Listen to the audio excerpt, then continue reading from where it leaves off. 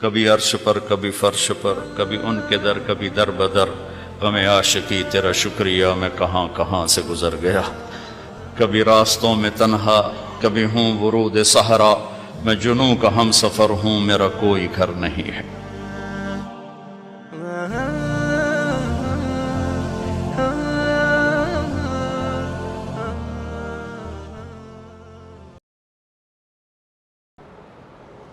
میں ابھی آ رہا تھا تو ایک ہمارے یہ ٹورزم کے چیئرمین ہیں، وہ گئے ہوئے تھے کوریا، ان کا فون آیا، میں نے فون کیا، آ گئے تھے، کہنے کہ میں یہاں آیا، لوگ بڑے انوسینٹ ہیں، اگر یہاں اسلام کی دعوت چلے۔ میں نے ایک کو دعوت دی کہ تم یہ دیکھ رہے ہو پہاڑ، یہ دریا، یہ درخت، یہ سبزہ، یہ سب کس نے بنایا؟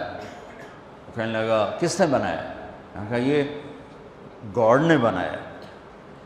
کہنے لگا تو گاڈ کو کس نے بنایا؟ تو کہا پھر مجھے اس کا جواب نہیں آیا، تو مجھے آپ کا خیال آیا آپ ہوتے تو اس کا کوئی جواب ہوتا۔ میں نے کہا اس کا جواب تو گاڈ کے اندر موجود ہے۔ لفظ گاڈ اس ہستی پر بولا جاتا ہے جسے کسی نے نہ بنایا۔ لفظ کی وجہ یہ ہے، لفظ کے اندر یہ معنی ہے کہ وہ ہستی، وہ ذات جسے کسی نے نہ بنایا ہو، اسے گاڈ کہتے ہیں انگلش میں، اسے اللہ کہتے ہیں عربی میں، اسے خدا کہتے ہیں فارسی میں، اسے یزداں کہتے ہیں فارسی میں، اسے بھگوان کہتے ہیں ہندی میں۔ جسے کسی نے نہ بنایا ہو وہ اللہ ہے۔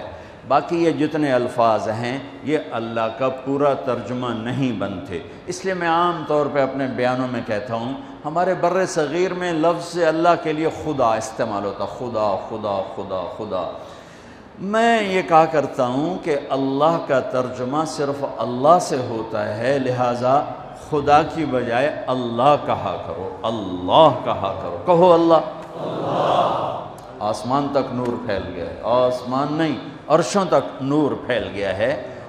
وہ ذات جسے کسی نے نہ بنایا ہو اس کا نام ہے اللہ، جس نے سب کچھ بنایا اس کا نام ہے اللہ، جس نے کسی چیز کو اٹھایا، جس نے کسی چیز کو بچھایا، کسی کو بہایا، کسی کو گاڑ دیا، کسی کو اڑا دیا، کسی کو دبا دیا، کسی کو مار دیا، کسی کو پرواز دے دی، کسی کو پستی دے دی، کسی کو بلندی دے دی، اس کا نام ہے اللہ۔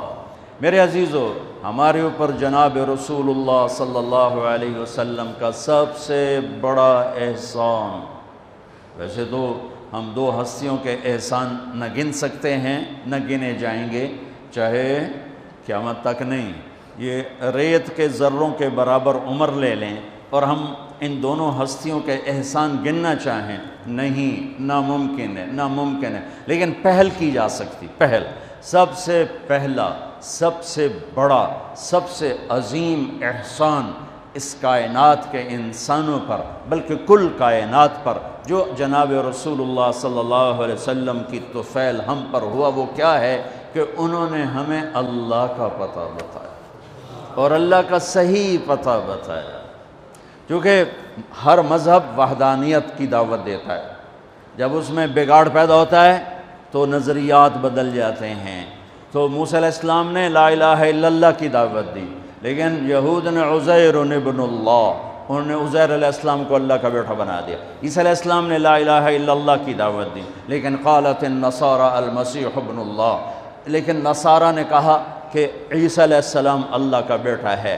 ہمارے نبی پاک صلی اللہ علیہ وسلم نے ساری شرک کی جڑیں کاٹ کر اور ایک اللہ کو 3 آیات 4 آیات میں اتنے خوبصورت انداز میں بیان کیا، قل هو اللہ احد اللہ الصمد لم یلد ولم یولد ولم یکن له کفوا احد، اسے اللہ کہتے ہیں۔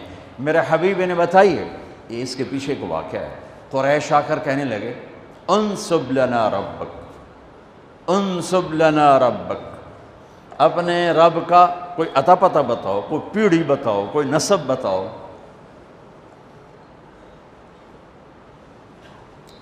تو ہمارے نبی کے فرمانے سے پہلے جبریل اترا، یا رسول اللہ تعالیٰ فرما رہے ہیں کہ یہ آپ کے رب کی پہچان ہے، یہ آپ کے رب کا تعارف ہے، کیا ہے؟ قل هو اللہ احد، انہیں بتاؤ وہ اللہ ہے۔